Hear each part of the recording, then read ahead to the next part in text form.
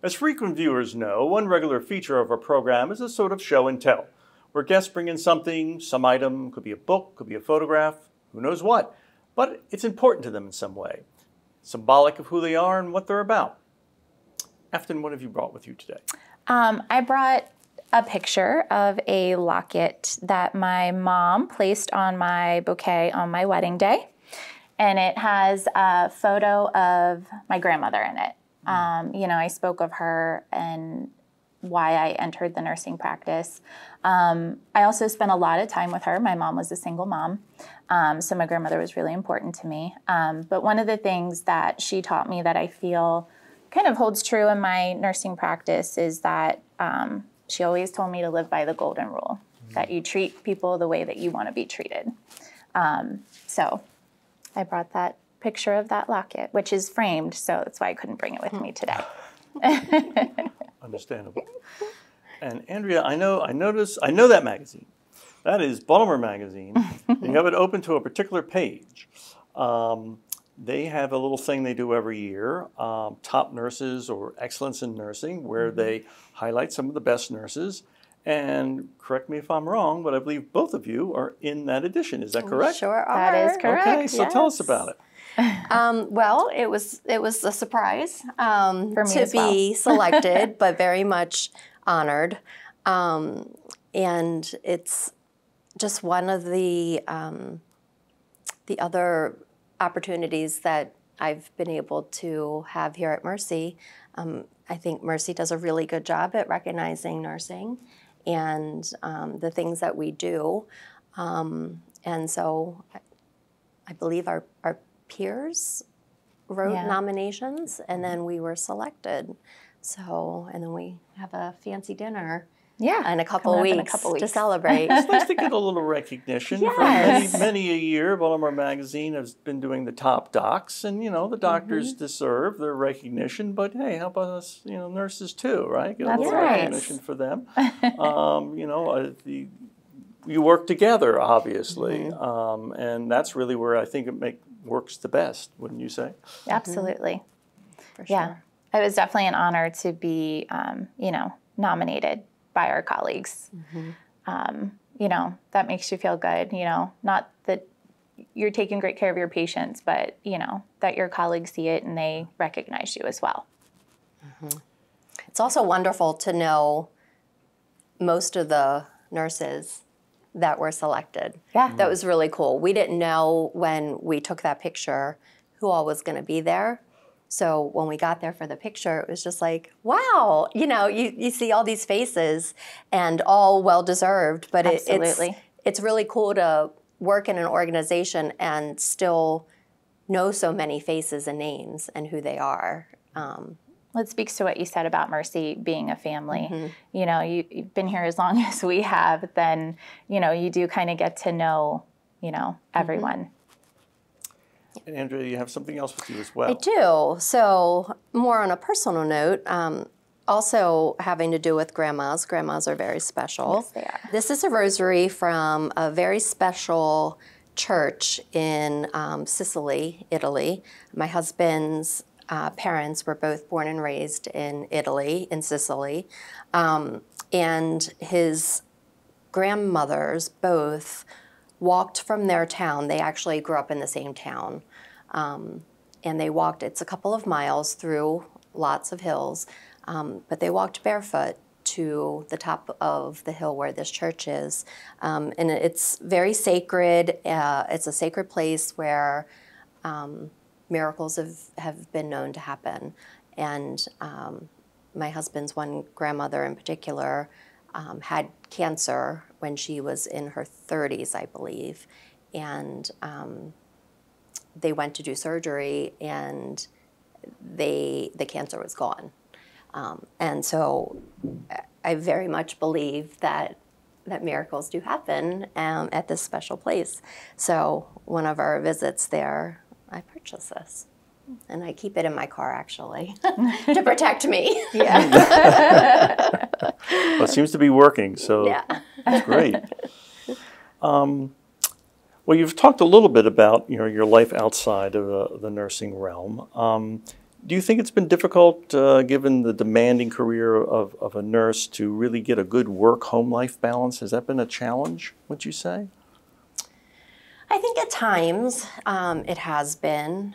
A lot of nurses work 3 12-hour shifts, so essentially you have 4 days to be able to go to school, focus on your family. I work 4 days a week, so it can be a little bit more challenging. There's benefits to not working weekends, but the offset to that is working during the week. And sometimes you get home, it's a little bit late, you got to start dinner. If there's any sports practices or homework or schoolwork, mine are all in college now, so I don't have to worry about that as much. I can't really help them. So I think it can be a little bit of a work-life balance, but I think you can also make it a point to ensure that you have work-life balance. Yeah, I would agree. Speaking to the different specialties that you can go into in nursing, the different types of nursing careers that are available, really help with that work-life balance. Before I came to the PACU, I worked on the orthopedic floor here at Mercy, Bunting 16. And it was 3 12-hour shifts a week, but we had a weekend requirement. And my son was small at the time, and I was missing, a lot of the things on the weekends that were tough for him. So again, the beauty of nursing is that you can change specialties. And I was still in orthopedics, but just went to a different kind of angle on orthopedics, and that allowed me a better work-life balance to be there for my husband and to be there for my son to, help with practices or homework or, make dinner. I still work 3 12-hour shifts, but it's Monday through Friday, and our call requirement is not that much. So it worked out really, really well, and I'm grateful for the opportunity. So from a nurse's perspective, what do you think is the greatest challenge facing healthcare delivery today? I would think a staffing shortage. Definitely. All of the units are working short-staffed, which tends to cause burnout a little faster for the nurses that are working.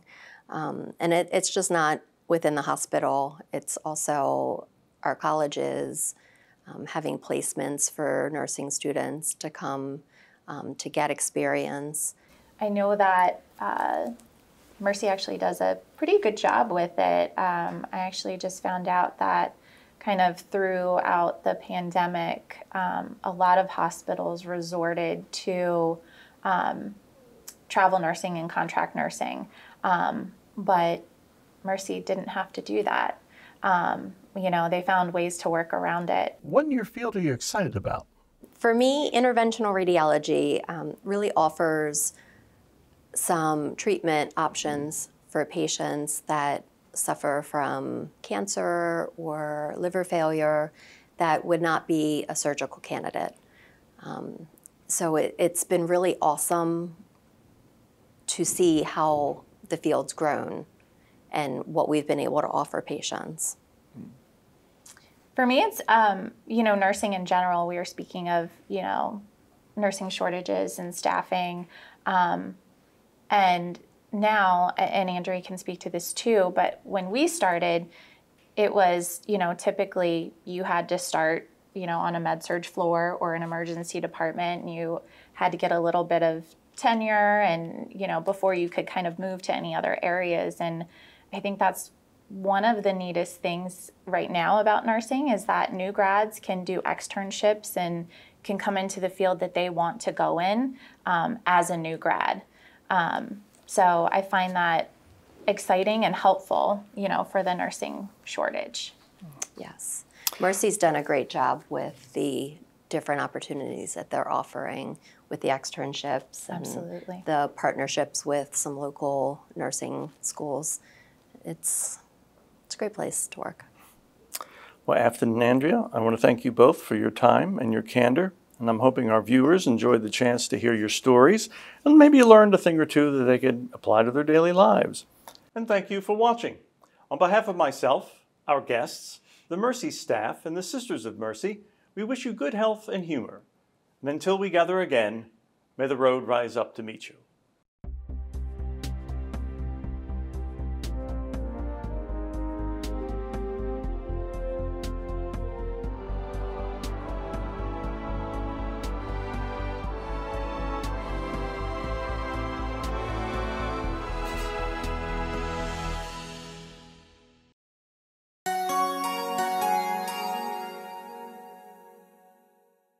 Well, you made it all the way through the credits for wait, I forgot to ask. This is where we briefly discuss the question each physician or provider, and that includes nurses, wishes their patients would ask but don't, or maybe something that's a little unusual. But today, I decided, since we have two special guests, I'm going to turn this on its head a little bit. Let's talk about more, not so much what the patients you wish they were asking, but what you want patients to come away with after they've come to see you. Go ahead. I was going to say, I think for me, I want them to leave my care feeling like I did everything for them that I could, feeling more knowledgeable about whatever procedure it is that they, may have just gone through, and also to be confident in, their care for themselves, once they leave my care. I have some patients that go home after their surgeries. I have some patients that go, just to the floor after some of their surgeries, and I have patients that go, to the ICU.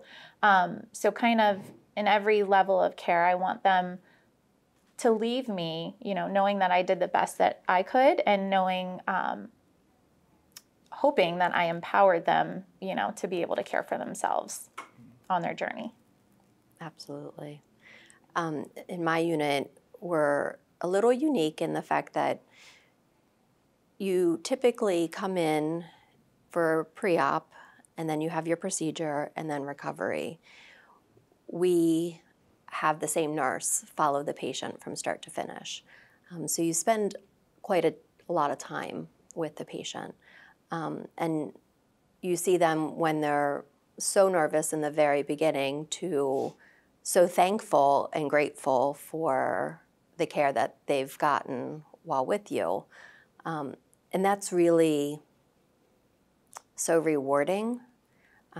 So that's when you can go home and feel like you've done a good job that day, when a patient says, "You really made that so much easier for me. I was so scared." So it's very rewarding. Thank you both. Thank you. Thank you.